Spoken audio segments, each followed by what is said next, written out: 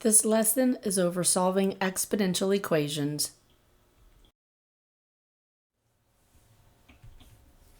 Up until now, we have seen variables in equations, under radicals, and in the denominator. But now we're going to see variables as exponents. That brings us to the base exponent property. It states, if a raised to the power of x equals a raised to the power of y, where a is greater than 0 and a cannot equal 1, then x equals y. In other words, if you have the same base, then you may focus only on the exponents. Let's look at an example. Example 1 says solve the exponential equation. For a, we have 3 raised to the power of x equals 81. So first, can you rewrite with the same base? Notice I have 3 raised to some power equals 81. Can I rewrite 81 with the same base?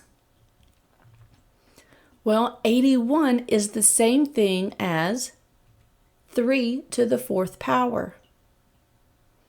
Now notice they have the same base. So we can look at just the exponents. And in this case, your exponents are x equals 4.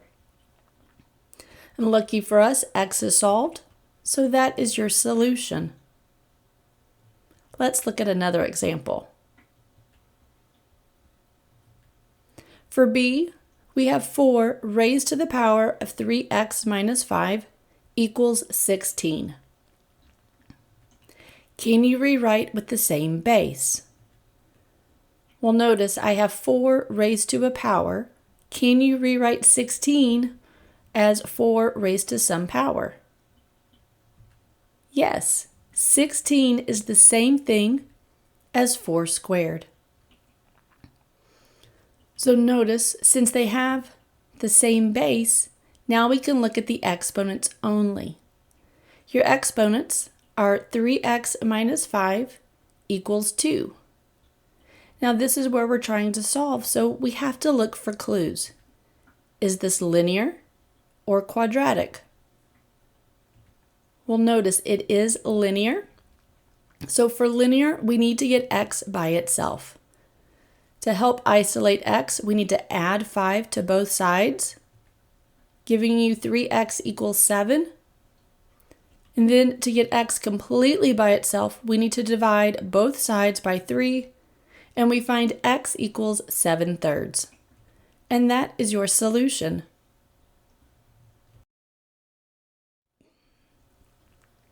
Example C, we have 3 raised to the power of x squared plus 4x equals 1 all over 27. Now again, can you rewrite with the same base? Notice you have 3 raised to a power. Can you rewrite 27 as 3 raised to a power? And it turns out yes. 27 is the same thing as 3 to the 3rd. The only problem is it's in the bottom of a fraction. So we have to remember our rules for exponents.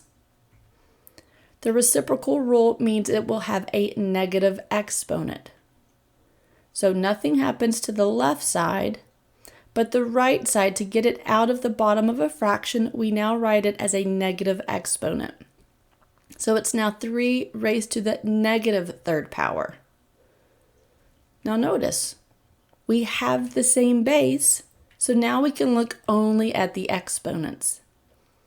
Our exponents are x squared plus 4x equals negative 3.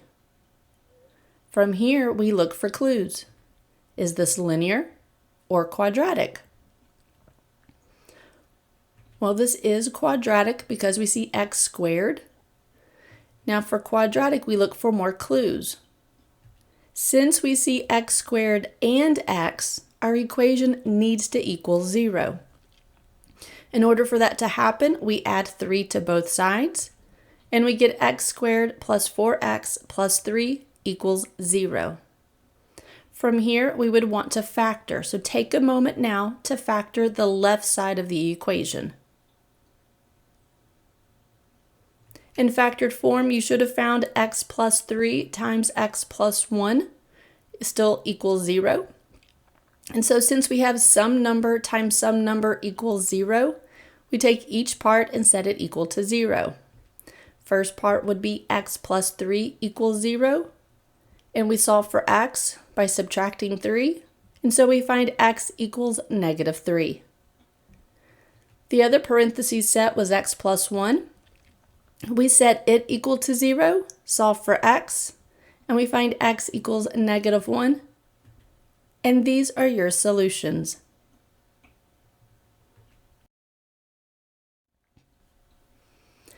Example D, we have 27 equals 3 raised to the power of 5x times 9 raised to the power of x squared. Can you rewrite with the same base? In this case, we have 27, 3, and 9 as our bases. Well, if you notice, 27, 3, and 9 can all be written in form of 3 raised to some power. So let's start on the left side. 27 is the same thing as 3 to the third power. Next, we have 3 raised to the 5x power. That's already written with a base of 3. And then 9. 9 is the same thing as 3 squared. So now we have everything written with the same base, but we have more than what we need. Notice the right side of the equation. We have more than one base. We have 3 to a power times 3 to a power, so we need to simplify. So we must use our rules for exponents. First, notice we have 3 squared raised to the power of x squared. We use the power to a power rule, which states you multiply your exponents.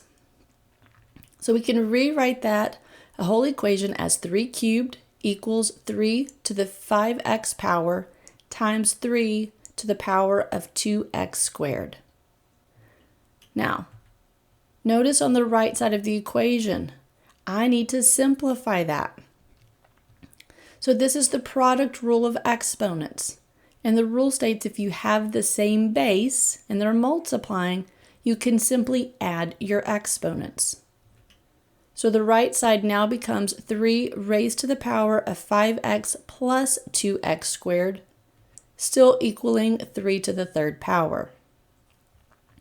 Now notice, I have 3 to some power equals 3 to some power.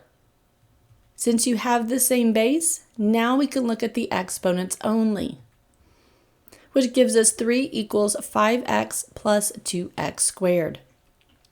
Now we must decide, is this linear or quadratic?